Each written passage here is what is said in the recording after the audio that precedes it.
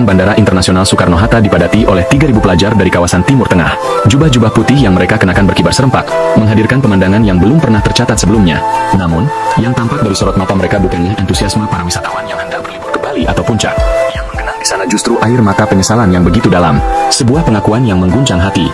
Indonesia Indonesia kini mulai dilirik oleh sultan-sultan di wilayah Timur Tengah atau wilayah negara-negara Arab. Hal ini dibuktikan dengan munculnya sejumlah delegasi di Indonesia. Bahkan delegasi itu menilai bahwa Indonesia adalah sangat tepat untuk menjadi tempat edukasi atau pembelajaran masyarakatnya dan bagaimana hari esoknya wilayah-wilayah di Timur Tengah. Bagaimana kisahnya? Ayo kita ikuti media ini hingga akhir agar tak gagal paham.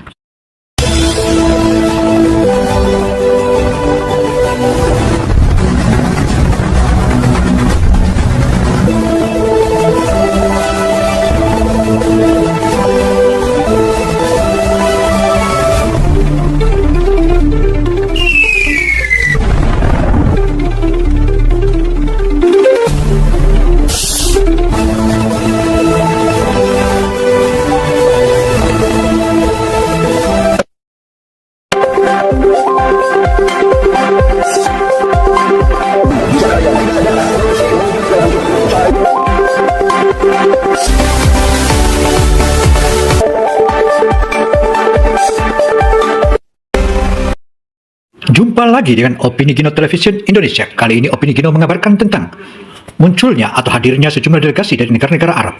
Delegasi itu tentu saja mereka ingin mempelajari bagaimana sistem pendidikan dan juga bagaimana hari esoknya negara-negara Arab. Dan mereka enggan belajar lagi di wilayah Barat, tetapi mereka memilih Indonesia. Karena itu saudara, mari kita bahas satu persatu dan kita ikuti apa yang sebenarnya terjadi. Seluruh dunia terdiam ketika pengakuan itu terdengar. Bagaimana bisa? Bagaimana mungkin para pangeran dan bangsawan yang terbiasa hidup dalam kemewahan, tidur di atas emas dan minyak, sampai menangis terseduh-seduh lalu bersujud syukur di tanah Nusantara ini? Kisah ini bukan semata perjalanan tubuh dari satu negara ke negara lain, melainkan perjalanan jiwa yang sanggup mengubah keangkuhan menjadi kekaguman. Indonesia adalah raksasa yang lama tertidur, dan kini bangun dengan cara yang paling santun namun paling menghancurkan kesombongan. Apa yang sebenarnya terjadi selama 5 hari itu? Inilah kebenaran yang akan membuka mata kita semua. Saudara, hadirnya delegasi sultan-sultan dari wilayah negara-negara Arab ini tentu saja membuat bangsa Indonesia sedikit kaget, bahkan begidik hingga sampai menyebutkan bahwa Indonesia menjadi tempat pilihan negara-negara Arab untuk datang belajar, bahkan mempelajari sejauh mana apa yang terjadi di Indonesia, dan mereka akhirnya menyesal semula meremehkan Indonesia. Dan ternyata poin utamanya adalah bagaimana mereka mempelajari sifat gotong royong bangsa Indonesia. Garasi istana penuh dengan mobil-mobil sport buatan Eropa, dan liburan musim panas saya selalu dihabiskan di Paris atau London. Dalam pandangan saya, dunia terbagi menjadi 2 bagian. Negara maju, tempat kami berbelanja dan menikmati gaya hidup. Negara miskin, tempat kami mengambil tenaga kerja. Minyak tidak akan bertahan selamanya. 30 tahun dari sekarang, anak cucu kami harus hidup dengan kekuatan otak, bukan hanya dari hasil tambang. Para menteri pendidikan dari 6 negara duduk dengan wajah tegang. Paman saya yang menjabat sebagai menteri pendidikan duduk di samping saya. Seorang menteri dari Qatar mengangkat tangan. Kita harus mengirim putra-putri terbaik kita ke luar negeri. 500 dari tiap negara. Total 3.000 pelajar. Ruangan bergemuruh setuju. Menteri dari Kuwait membuka mapnya.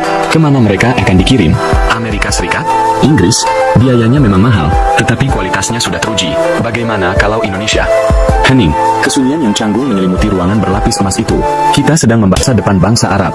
Kita sedang membicarakan teknologi, kedisiplinan, dan kemajuan. Apa yang bisa kita pelajari dari Indonesia? Mengapa sekarang justru kita yang harus pergi ke sana untuk belajar? Ini kemunduran. Ini penghinaan bagi intelektualitas kita. Kami mungkin tidak memiliki gedung-gedung yang menembus langit seperti di sini, tetapi kami mempunyai sesuatu yang mungkin telah hilang dari peradaban modern. Kami memiliki hati. Kami memiliki gotong royong. Saudara, delegasi Arab Saudi atau negara-negara Arab itu setelah hari pertama, hari kedua, hari ketiga, dan hari keempat hingga hari kelima, mereka baru sadar bahwa Indonesia ternyata adalah raksasa yang sedang tidur dan kini mulai bangun. Bangunnya mereka sangat mengagumkan, bahkan membanggakan, dan dia menyebutkan bahwa Arab Saudi atau negara-negara Arab masa depannya ada di Indonesia. Malam itu juga saya dipanggil ke ruang pribadi paman saya. Saya pikir beliau akan memuji keberanian saya menyuarakan apa yang saya anggap kebenaran. Tetapi yang saya dapatkan justru kemarahan yang dingin. Kau telah mempermalukan keluarga kita, desis paman saya.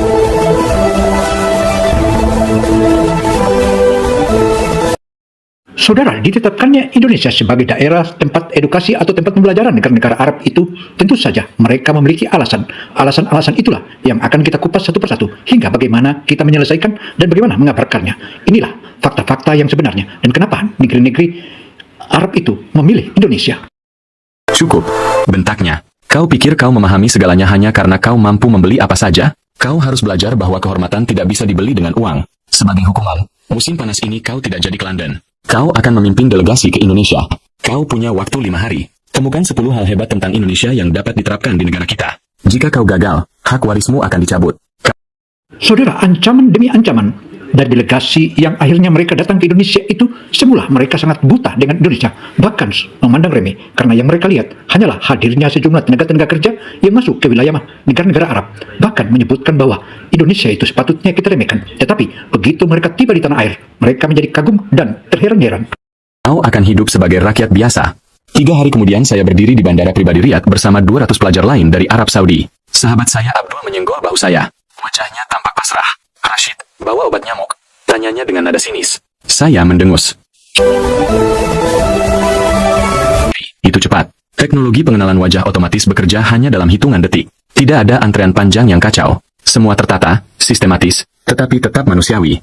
Saat kami mengambil bagasi, tidak ada satupun koper yang dilempar. Para petugas menanganinya dengan kehati-hatian luar biasa, seolah itu milik keluarga mereka sendiri. Rashid, katanya pelan, ini lebih bersih daripada bandara kita. Saya enggan mengakuinya, tetapi dia benar. Saya mengeluarkan buku catatan kecil saya. Poin pertama, kebersihan dan kehangatan pelayanan yang memanusiakan tamu. Namun saya buru-buru menepis pikiran itu. Ini pasti cuma pencitraan di bandara. Tunggu saja sampai kita keluar. Di luar bandara, bus-bus listrik buatan dalam negeri telah menunggu kami. Kendaraan itu senyap, modern, dan dilengkapi wifi super cepat. Pemandu kami, seorang pria bernama Pak Budi, menyambut kami dengan ramah. Selamat malam. Sebelum ke hotel, kita akan mencoba salah satu kebanggaan terbaru Indonesia, kereta cepat WOS. Saya terkekeh kecil. Kereta cepat di negara berkembang? Paling-paling kecepatannya hanya sedikit di atas mobil. Di sana terparkir monster merah putih yang ramping dan aerodinamis. Desainnya terinspirasi dari komodo, hewan purba asli Indonesia. Saat kereta mulai melaju, saya duduk santai tanpa ekspektasi. Tapi kemudian saya melihat angka di layar digital di ujung gerbong. 50 km per jam, 100 km per jam, 200 km per jam. Angka itu terus naik. Abdul mencengkeram sandaran kursi. 250, 300, 350 km per jam. Saya memandang keluar jendela. Pemandangan malam Jakarta dan Bekasi melesat menjadi garis-garis cahaya yang kabur. Namun di dalam gerbong, tidak ada guncangan sedikitpun. Pak Budi menegakkan sebuah koin di tepi jendela. Koin itu tidak jatuh. Tetap berdiri meskipun kereta meluncur dengan kecepatan luar biasa. Ini teknologi tingkat tinggi. Gumam saya, bagaimana mungkin? Pak Budi tersenyum bangga. Ini adalah kereta cepat pertama di Asia Tenggara, Tuan Rashid. Ini tanda bahwa bangsa kami tidak lagi sekadar berjalan, tetapi sudah berlari. Kami mengejar ketertinggalan dengan kerja keras dan kolaborasi teknologi. Namun yang lebih penting, kereta ini menggunakan listrik. Energi bersih untuk masa depan anak cucu kami. Saya terdiam. Di negara kami memang punya mobil-mobil tercepat, tetapi semuanya buatan Italia atau Jerman. Kami tidak memproduksinya sendiri. Indonesia, negeri yang saya rendahkan, telah mengoperasikan teknologi transportasi massal yang bahkan belum dimiliki banyak negara maju. Kami tiba di Bandung dalam waktu kurang dari 40 menit. Padahal, menurut orang-orang, perjalanan ini biasanya memakan waktu 3 jam dengan mobil. Efisiensi yang menakutkan. Pipiku mulai terasa panas karena malu. Udara di kota ini sejuk, berbeda dengan Jakarta. Saat saya membuka jendela kamar, pemandangan yang terlihat begitu memikat. Bukan barisan pencakar langit yang dingin, melainkan perpaduan lampu-lampu kota dengan siluet pegunungan yang memeluknya. Dari kejauhan terdengar azan Isya berkumandang. Namun suara azan itu terasa berbeda. Iramanya mendayu, dipenuhi cengkok lokal yang menyentuh perasaan. Saudara, para sultan-sultan Arab itu setelah mereka mendengar lantunan azan dari kejauhan, ia betul-betul menyadari bahwa Indonesia adalah negara muslim paling besar dan paling banyak jumlahnya di dunia. Dan ini betul-betul sudah sepantasnya negara-negara Arab untuk datang belajar dan terus memicu hingga saling mendukung antara bangsa, terutama kaum muslimin. Dan inilah kehebatan muslimin di dunia. Indonesia adalah pusat bahkan muslim terbesar jumlahnya di dunia. Tidak kaku, sangat indah. Seolah alam dan Tuhan bersatu dalam harmoni di tanah ini.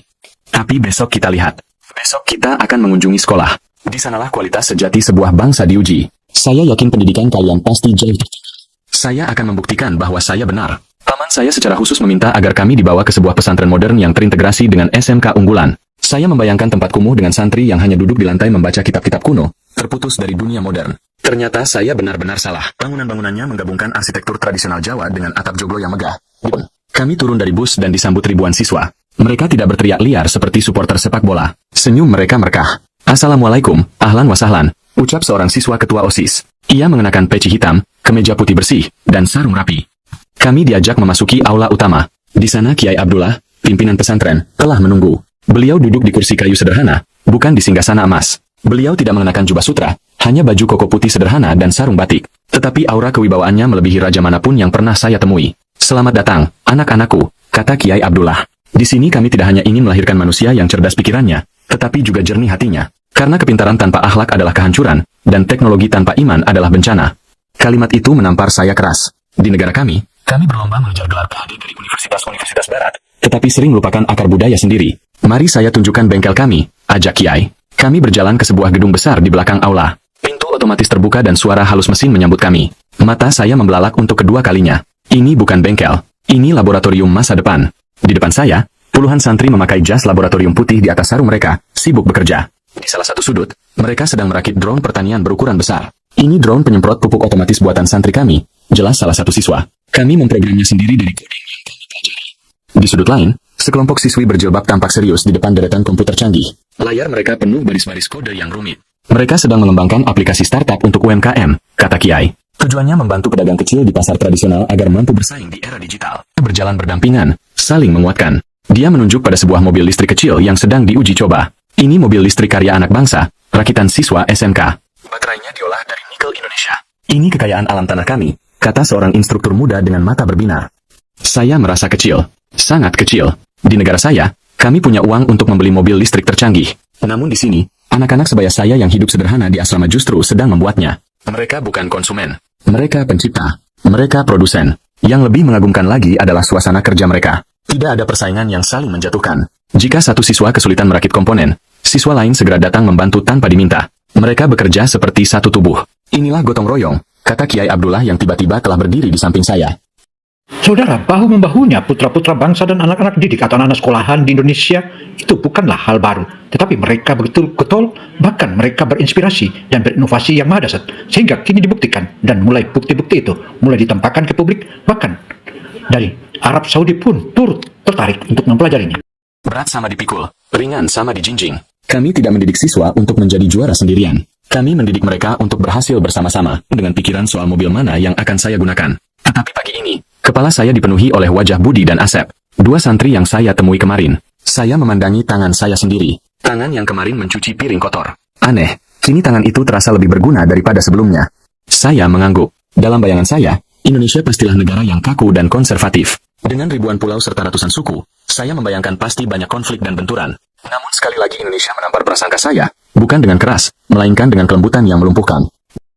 Saudara, tata krama dan kelembutan di Indonesia itu merupakan hal biasa. Bahkan tata kesopanan dan sopan santun itu sudah terdidik dari sejak balita. Bahkan semua etika juga sudah telah diajarkan berdasarkan agama-agama. Dan itu merupakan tuntunan agama dan itulah merupakan etika utama bangsa Indonesia.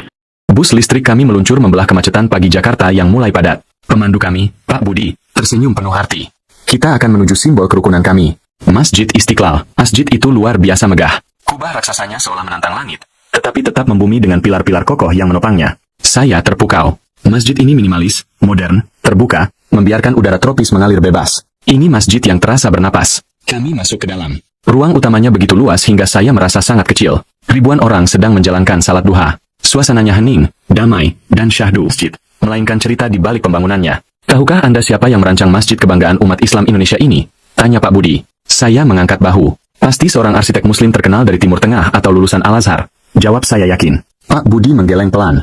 Namanya Friedrich Silaban. Beliau seorang penganut Kristen Protestan yang taat, anak pendeta dari Sumatera Utara. Rahang saya jatuh.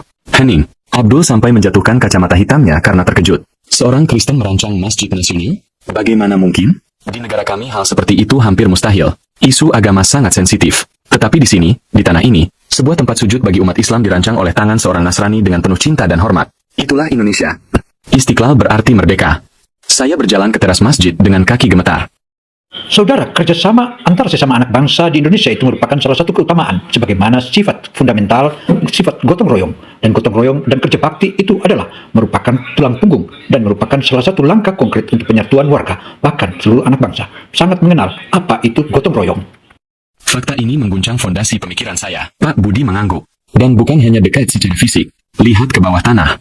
Kami pun diajak turun ke sebuah lorong bawah tanah yang baru dibangun. Lorong itu bersih, tenang, dan dipenuhi lukisan-lukisan indah. Ini terowongan silaturahmi, jelas Pak Budi. Terowongan ini menghubungkan Masjid Istiqlal dan Gereja Katedral. Saat Idul Fitri, halaman gereja dibuka untuk parkir umat muslim. Saat Natal, pemuda Muslim membantu menjaga keamanan gereja. Kami tidak hanya bertetangga, kami bersaudara. Terowongan silaturahmi. Di Palestina dan Israel, tembok dijulang tinggi. Di perbatasan Eropa, kawat berduri dipasang. Tetapi di Indonesia, mereka justru menggali tanah, menembus beton, hanya untuk menghubungkan dua rumah ibadah yang berbeda keyakinan. Apakah mereka saling menghindar? Sang biarawati mengangguk sopan sambil tersenyum, dan perempuan bercadar itu membalas dengan tangan di dada. Selamat pagi, Ibu. Semoga hari ini berkah, jawab sang biarawati. Di sini, mereka berbeda iman tetapi bersatu dalam kemanusiaan. Saya mengeluarkan buku catatan saya. Tangan saya tidak lagi gemetar. Saya menulis dengan mantap. Poin 5. Toleransi yang bukan sekadar slogan, tetapi menjadi darah dan daging. Persaudaraan yang melampaui sekat agama. Siang harinya, agenda kami berubah. Saya meminta Pak Budi agar tidak membawa kami ke tempat wisata. Saya ingin melihat kehidupan rakyat biasa. Saudara, sultan-sultan yang datang sebagai delegasi Indonesia itu bukan hanya berkunjung kepada tempat-tempat edukasi ataupun tempat penelitian dan laboratorium, melainkan juga mereka turun ke desa dan kampung-kampung, dan di sana mereka melihat pembuktian kehidupan sosial di tengah-tengah masyarakat bangsa Indonesia, dan mereka menjadi kagum dan terharu seakan mereka pulang kampung saja di negerinya.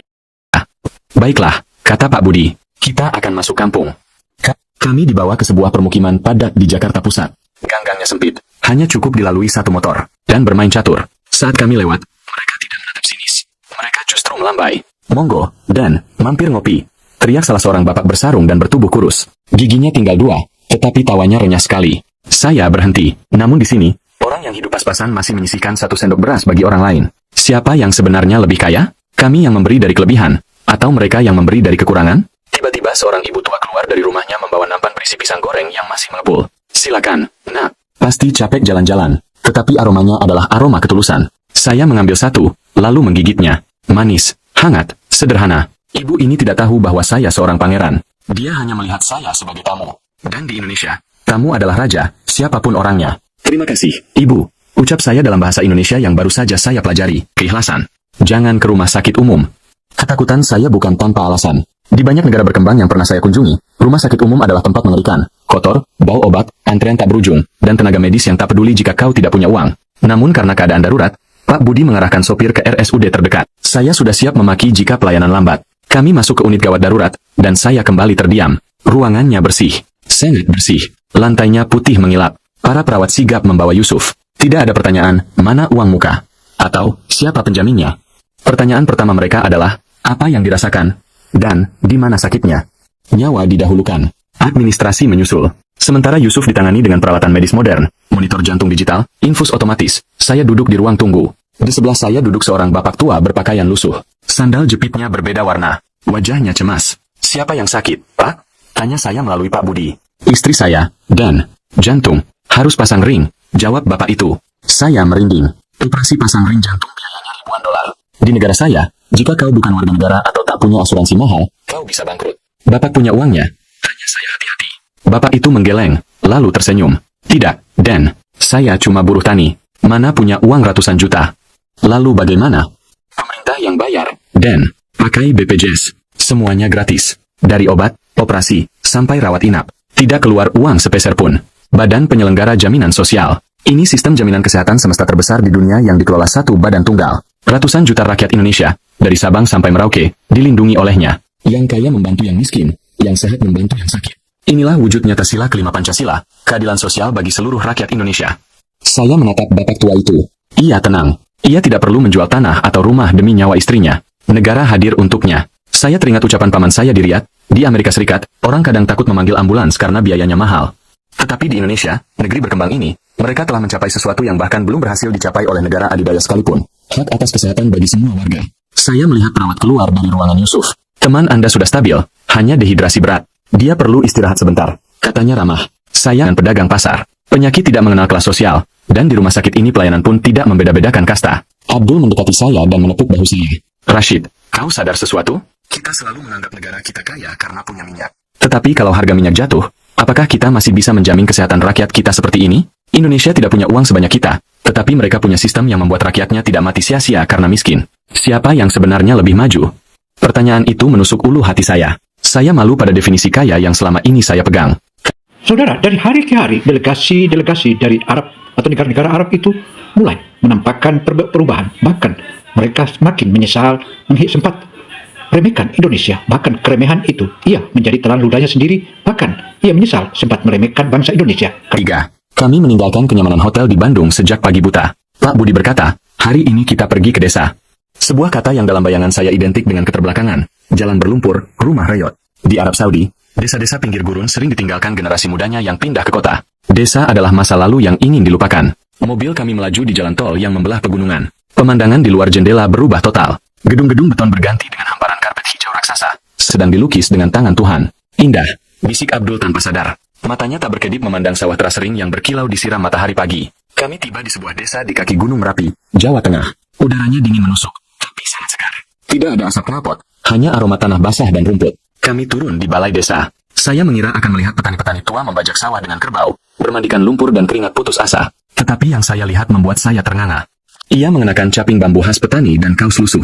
Namun di tangannya ada sebuah tablet canggih. Pak Slamet, apa yang sedang Bapak lakukan? Tanya saya melalui penerjemah. Saya pikir dia sedang bermain permainan. Pak Slamet tersenyum, memperlihatkan gigi kuning karena tembakau, tetapi matanya tajam dan cerdas. Saya sedang menyiram tanaman, Dan, jawabnya santai. Saya melihat sekeliling.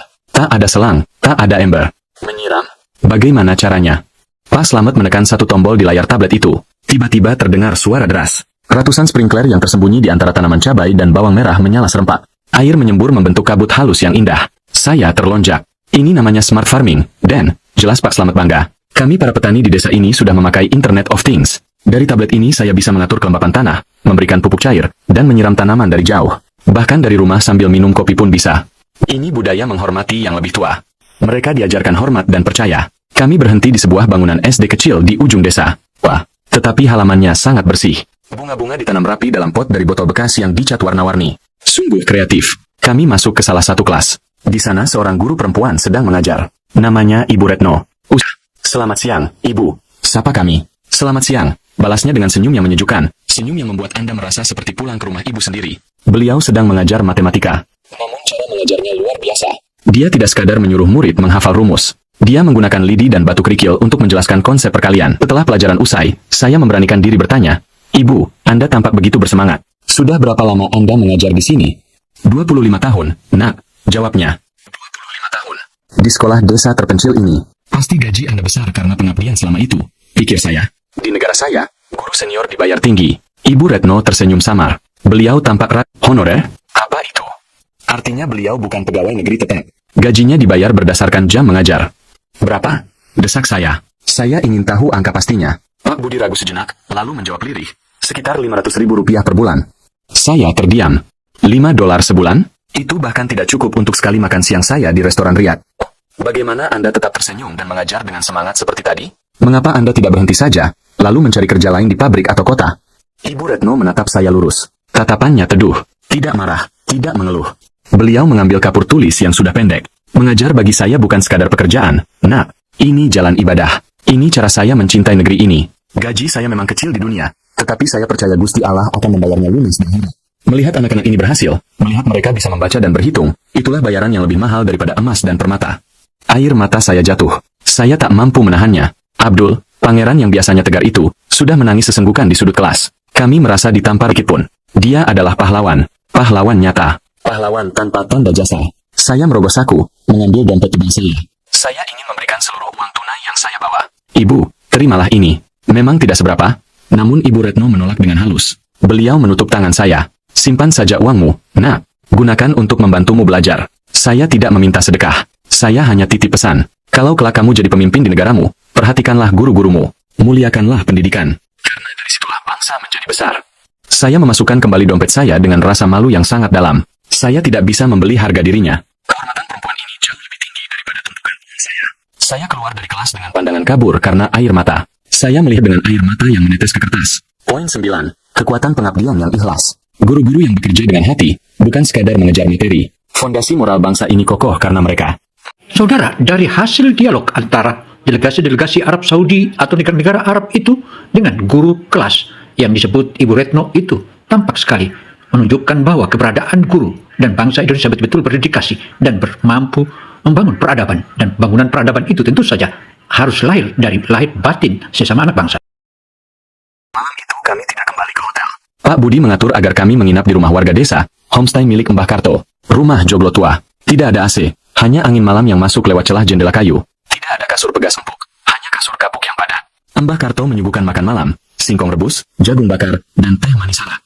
Ayo, Dan, dimakan. Purnama. Suara jangkrik bersahutan. Abdul mengambil sepotong singkong. Rashid, katanya sambil mengunyah. Ini aneh. Apa yang aneh?